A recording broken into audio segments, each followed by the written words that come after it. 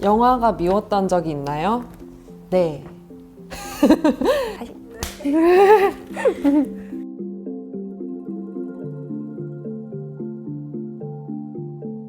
성함이 어떻게 되세요? 성함이 어떻게 되세요? 성함이 어떻게 되세요? 김지홍이라고 합니다. 신석호라고 합니다. 김현빈이라고 합니다. 이다영입니다. 박한얼입니다. 권수민이라고 합니다. 이유진입니다. 김다빈입니다. 작가 겸 배우 담비로 출연했습니다. 작품을 소개해 주세요. 작품을 소개해 주세요. 제목은 촛불에 부는 바람이고 5년 동안 사귀었던 이제 커플이 이제 5주년 기념을 해서 이제 같이 자리를 하면서 이제 각자가 원했던 삶의 방식에 대해서 이야기를 나누는 이야기예요. 그 작품 제목은 치킨맨이라는 작품이고요. 그 광주에 있는 하남공단이라는 좀 큰 공단이 있어요. 근데 귀퉁이에 화물차 무게를 재는 사무소의 숙직실에 근무하는 이제 한 청년의 이야기를 담고 있습니다. 뜬구름이라는 제목의 애니메이션이고요. 어떤 연인이 헤어지는 이별의 과정이 있는데 그 과정에서 먼저 마음이 떠버렸고 누군가는 그 나중에 마음이 떠버렸고 그러면서 이제 헤어지는 그런 애니메이션 작품입니다.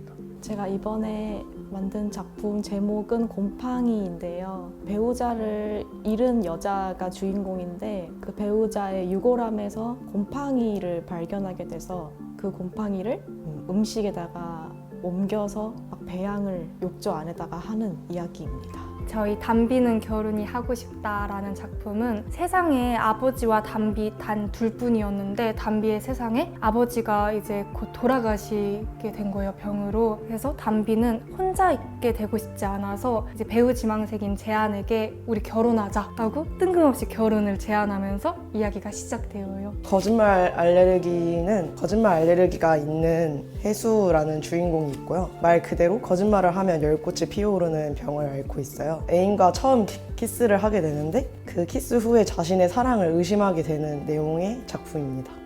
이부자리는 진짜 다른 형태의 아빠의 어떤 결핍을 느끼고 있는 두 어떤 여성이 서로 연대하고 위로하는 그런 이야기를 다룬 작품입니다. 춤을 추면 혹시나라는 단편으로 이번에 상영을 하게 되었고요. 올해 연애를 했던 두 연인이 있는데 이제 이름을 철수와 영희라고 지어놨어요. 근데 이제 영희가 어쩌다가 우연한 사고에 의해서 기억을 잃었는데 하필이면은 철수에 대한 것만 다 싹 잊어버린 거죠. 그래서 이제 철수는 영희의 기억을 되살려 보려고 어떻게든 이런저런 노력을 하는 그런 이야기입니다. 내 영화는 어떻게 시작됐는가? 내 영화는 어떻게 시작되었는가? 제가 실제로 그 계량소에서 일을 했었어요. 몇 개월 정도 일을 했었고 그 계량대 위에서는 뭐든지 다 무게로만 변해요. 물론 품목을 적긴 하는데 이게 어떻게 보면 되게 흥미로운 분업 형태다. 이 공간을 주제로 영화를 찍어보고 싶었고 또 듣기로는 실제로 옛날에 닭차 기사가 와서 닭차 무게가 너무 많으면 안 돼가지고 닭을 몇 마리 이렇게 내려놓고 가거나 그랬었대요. 이제 그런 모티프가 있어가지고 졸업 작품으로 처음에 시작을 하게 되었어요. 근데 제가 그 시나리오를 제출해야 할 때 이별을 했거든요. 정말 외롭기도 하고 마음이 많이 공허한 상태에서 쓰다 보니까 담비라는 인물이 나왔더라고요. 정말 외롭고 외로움 때문에 어떤가를 선택해야 되는 인물이 그 인물을 따라가다 보니까 자연스럽게 영화가 시작된 것 같아요. 제 얘기를 하고 싶었어요. 제 얘기를 사실 일기장으로 풀어내기보다는 많은 분들과 나누고 싶었고 저의 경험을 저의 개인적으로 심연에 묻혀두기보다는 사람들과 공유함으로써 제 자신을 조금 치료도 하고 싶었고 그렇게 하면서 위로도 받고 싶었고 그런 마음으로 좀 영화를 시작하게 됐던 것 같습니다. 내가 영화를 만드는 이유. 내가 영화를 만드는 이유라고.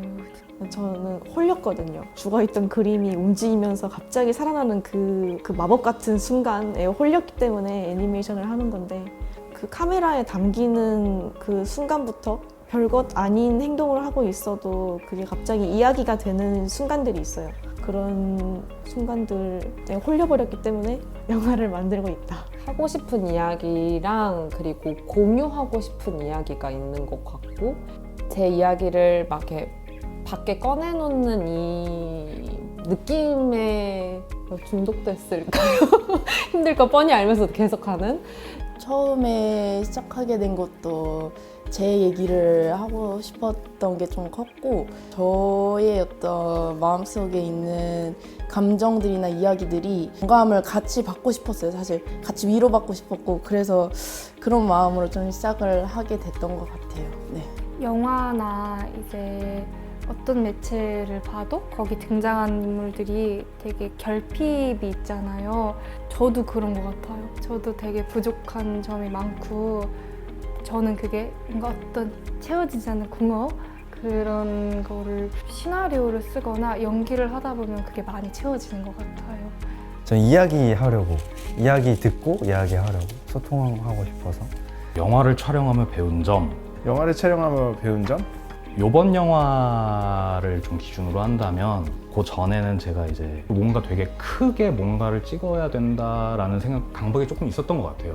근데 요 영화를 찍었을 때 카메라도 그냥 제가 잡아버렸고 막 카메라도 엄청 작은 카메라로 작업을 했는데 인원도 되게 적었고요. 오히려 되게 즐거웠던 것 같아요. 그래서 조금 작게 그리고 작은 인원끼리 대신 조금 좋아하는 사람들끼리 마음 편하게 즐겁게 작업하는 방식을 조금 시작하게 해준 것 같아서 그런 지점을 많이 배운 영화인 것 같습니다. 인내심을 많이 배우죠. 이게 점차 단계별로 굉장히 느리게 만들어지는 작업이라서 인내심을 단련하는 느낌으로 되는 것 같습니다. 영화가 미웠던 적이 있나요? 영화가 미웠던 적이 있나요?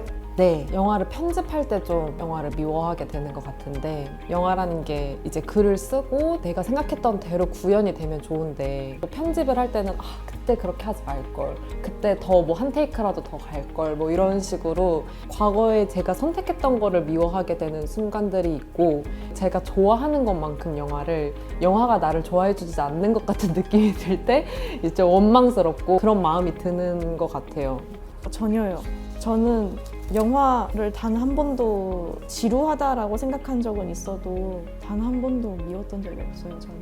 진짜 너무 자주 미울 때가 있는 것 같아요. 사실 영화를 만들면서 사람들한테 신세 지는 것도 정말 많고 뭐 로케이션 사장님 아니면 지나가는 행인분들 배우님들께 너무 미안한 상황들도 사실 많고 스태프분들한테 미안한 상황도 많고 그래서 그런 것들 때문에 너무 밉다가도 그래도 이래서 하는구나 하는 매력이 있는 게 영화라는 생각이 들었어요, 이번에 하면서. 내 영화를 보게 될 관객에게 당부의 말, 내 영화를 보게 될 관객에게 당부의 말.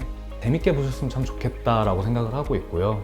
당부까지는 아니고 그냥 재밌게 보셨으면 좋겠다. 냉철하게 봐주셔도 될 것 같고요.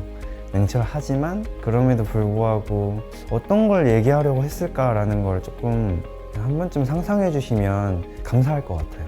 사실 제가 이 영화를 만들면서 되게 조심했던 부분들이 있어요. 이를테면은 뭔가 에이섹슈얼이 이런 거야 라고 뭔가 좀 훈계하고 가르치고 이런 방식으로 정말 말하고 싶지 않았고 저는 단순히 진정한 사랑은 무엇일까? 라는 물음에서 출발한 영화였기 때문에 그런 지향성을 떠나서 사랑이 무엇일까에 대해서 고민해 주시면 좀 더 좋지 않을까 생각합니다.